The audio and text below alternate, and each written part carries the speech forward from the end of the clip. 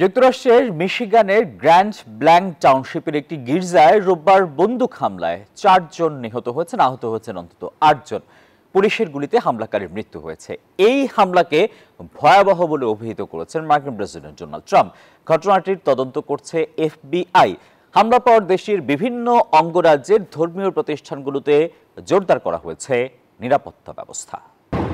রোববার সকালে মিশিগানের একটি চার্চে 40 বছর বয়সী এক হামলাকারী গাড়ি নিয়ে ঢুকে এলোপাতাড়ি গুলি চালায়। এক পর্যায়ে গির্জার ভবনে সে আগুন ধরিয়ে দেয়। খবর পেয়ে পুলিশ দ্রুত ঘটনাস্থলে পৌঁছে বন্দুকযুদ্ধে হামলাকারীকে হত্যা করে। মার্কিন প্রেসিডেন্ট ডোনাল্ড ট্রাম্প এই হামলাকে ভয়াবহ বলে আখ্যা দিয়েছেন। কেন্দ্রীয় তদন্ত সংস্থা এফবিআইকে এর তদন্তভার দিয়েছেন তিনি।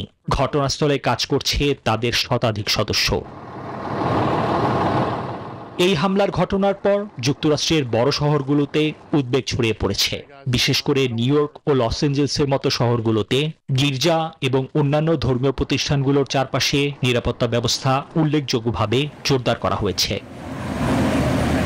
বান্ডেল থাকলে প্রতি সেনমানিতে টাকা বাঁচবে। বিকাশ সেনমানি বান্ডেল কিনে জিতুন প্রতি লেনদেনে।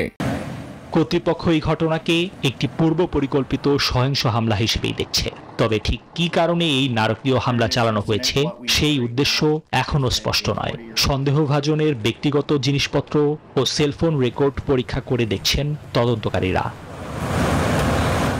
নিবির আমিন, নিউজ 24।